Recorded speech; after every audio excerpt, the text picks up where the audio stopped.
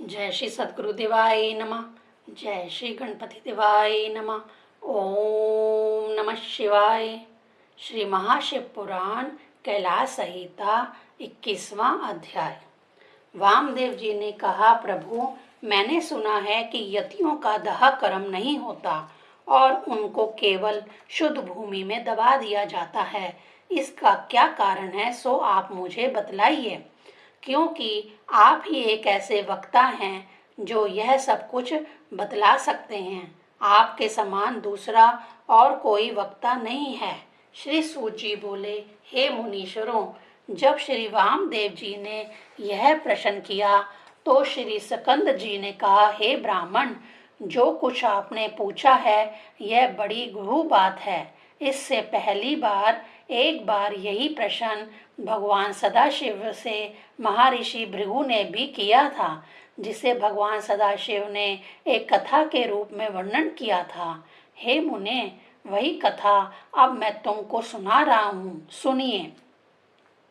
यह ज्ञान हर एक को नहीं बांटना चाहिए। कोई उच्च कोटि का शांत चित्त वाला शिव भक्त हो तो उसे ही देना चाहिए। वह इसलिए कि ऐसा महान धैर्यवान योगी जिसे कि समाधि की अवस्था प्राप्त हो चुकी हो, वही शिव रूप से परिपूर्ण होता है। परंतु जिसका चित्त समाधि से परिचित नहीं और जो प्रशांत हो तथा अधीर हो, उसके लिए भी एक उपाय है। ऐसे पुरुष को चाहिए कि वह गुरु के मुख से सुनकर सदाशिव का ध्यान लगाकर योगाभ्यास करे। योगाभ्यास से तीनों पदार्थों का ज्ञान हो जाता है। इस प्रकार से त्रिपुटी में ध्यान करने के लिए यम नियम आदि का अभ्यास करना चाहिए। नित्य प्रवण में मन लगाना चाहिए। यदि कभी शरीर शिथिल पड़ जाए और शरीर ना चले तो फिर केवल भगवान सदाशिव का सिमरन करे। इससे वह मनुष्य जिसका चित्त समाधि से परिचित नहीं और अधीर है, भगवान सदाशिव के प्रसाद नंदी द्वारा प्रेरित होकर पुण्य आत्माओं के लोक की प्राप्ति हो जाती है। जैसा भी हो, उसे उत्तरायण की प्राप्ति हो जाती है। 22वां अध्याय। श्री सनत जी ने कहा, हे ब्राह्मण, अब आप एकादशी की विधि सुनिए। 11वें दिन के आने पर जो विधि कही गई है वही मैं आपको बतलाता हूँ।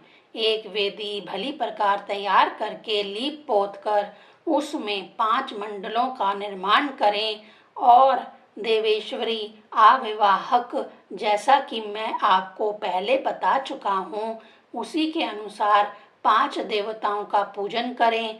भगवान सदाशिव के दिव्य रूप का ध्यान करें। भला भगवान सदाशिव की कृपा से कौन सी सिद्धि की प्राप्ति नहीं हो सकती। वह बड़े ही दयालु एवं कृपालु हैं।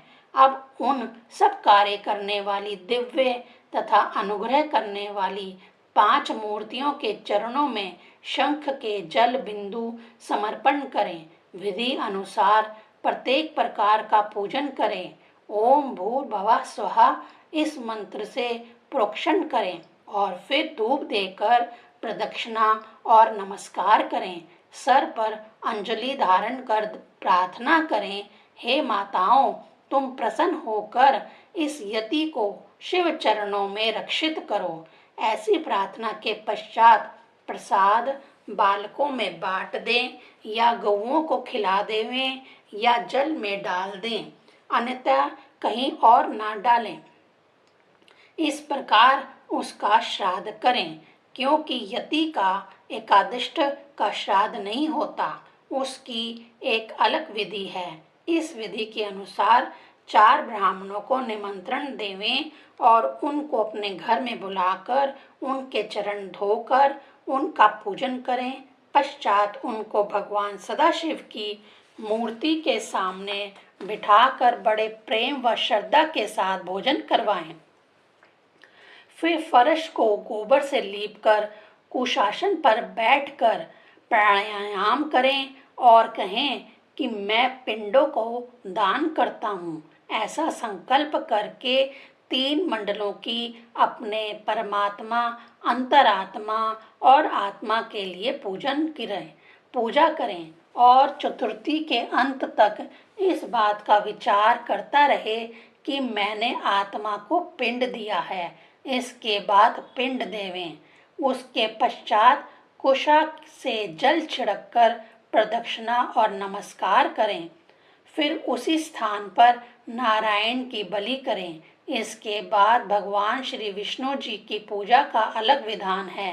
अंत में 12 वेद पाठी ब्राह्मणों को बुलाकर उनकी गंध, अक्षत और पुष्पों द्वारा पूजा करें। इन ब्राह्मणों का नाम का से आरंभ होना चाहिए, यानी केशव आदि। फिर उन्हें उमा, नह तथा छत्र देकर प्रत्येक प्रकार से उनको संतुष्ट करें। कुशाओं पर पायस बलि करें। हे ब्राह्मण, यह एकादशी की विधि है। अब आप द्वादशी की विधि सुनिए। 23वां अध्याय। सकंद जी ने कहा, शिव भक्त यति 12वें दिन प्रातः काल उठकर नित्य कर्मों तथा स्नान से निवृत्त होकर दोपहरी में शिव भक्त ब्राह्मणों को अपने घर पर बुलाकर उनको स्वादिष्ट भोजन करावें।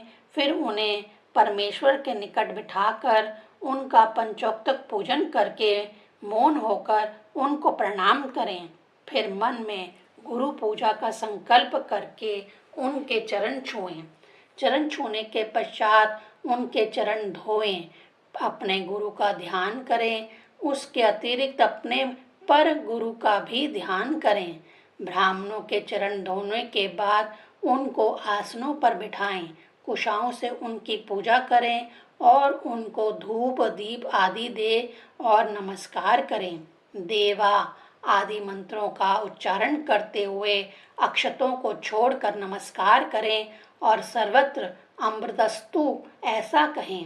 फिर ब्राह्मणों को भोजन कराएं और अपने हाथ से उनके हाथ धुलाएं। हाथ धुलाने के पश्चात उनको तांबूल देवें और फिर दोबारा आसनों पर बिठाकर दक्षिणा में छतरी और खड्ग देवें।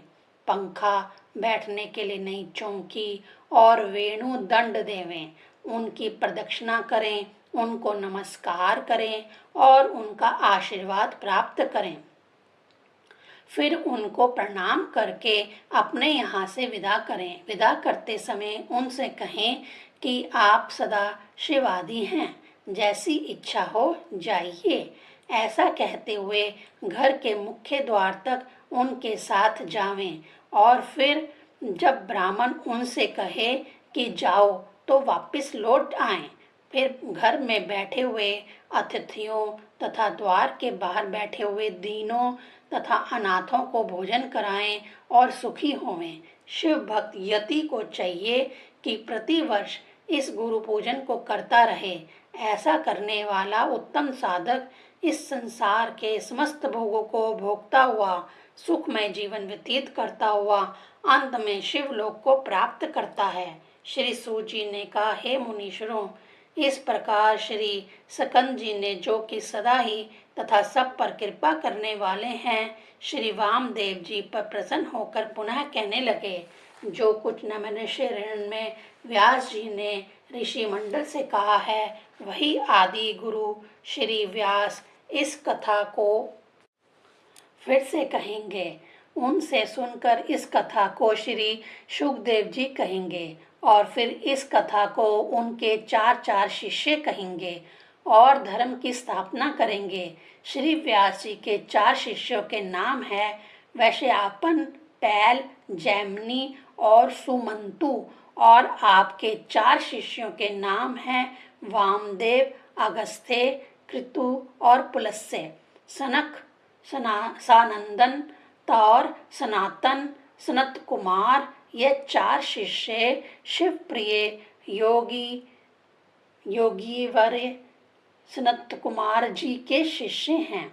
यह मुनि मंडल बड़ा ही अद्भुत और परम शिव का अधिष्ठान रूप है और वेदों के अर्थ और उनके विचारों को जानने वाला है।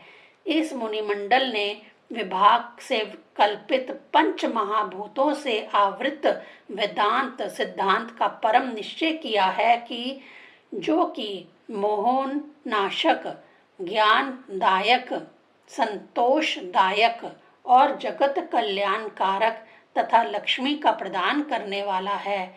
मुझसे सुनने के कारण विद्वान तथा पंडित इसे वामदेव का मत कहते हैं और यह यति भगवान सदाशिव का ध्यान करते हुए शिव स्वरूप ही हो जाते हैं। जिस प्रकार ब्रह्मा विष्णु तथा महेश का ध्यान करते हुए नदियों को सागर की प्राप्ति हो जाती है, उसी प्रकार वह यति भजन के प्रताप से मोक्ष पद को प्राप्त कर लेते हैं। बस इस प्रकार का उपदेश करके श्री स्कंद जी अपने माता पिता के चरणों का ध्यान करते हुए कैलाश पर्वत पर चले गए। उनके जाने के पश्चात श्री वामदेव जी ने भी उनका ही अनुसरण किया और पर्वत पर जाकर भगवान सदाशिव तथा मातेश्वरी पार्वती जी के चरणों में शीश नवाया। बस फिर क्या था, वह उन पावन चरणों की भक्ति से सर्वांग पूर्ण हो गए। वह पृथ्वी पर गिरकर शरीर शून्य होकर बार बार नमस्कार करने लगे और वेद शास्त्रों के आश्चर्यपूर्ण अनेक स्तोत्रों से उनकी स्तुति करने लगे। श्री वामदेव जी ने पार्वती तथा पुत्र सहित भगवान सदाशिव की बड़ी स्तुति की। देव देवी चरणों में बार बार शीश नवाया और उनकी कृपा से वहीं रहने लगे। हे ऋषियों, आप लोगों को चाहिए कि आप भगवान सदाशिव को जानकर सुख से उनके चरण कमलों में यहीं रहिए। भगवान सदाशिव वेदों के गुप्त सर्वस्व तारक मंत्र देने वाले हैं। अब मैं भी आपने गुरुदेव के चरण कमलों की सेवा के लिए बद्रिका आश्रम को जाऊंगा। देखिए, आज के बाद हम फिर कब मिलते हैं। हे ब्राह्मणों, आपने जो कुछ भी पूछा था वह सब मैंने आपको बतला दिया है। इति श्री शिव महापुराणस्य कैलास संहिता संपूर्णम्। ओम नमः शिवाय।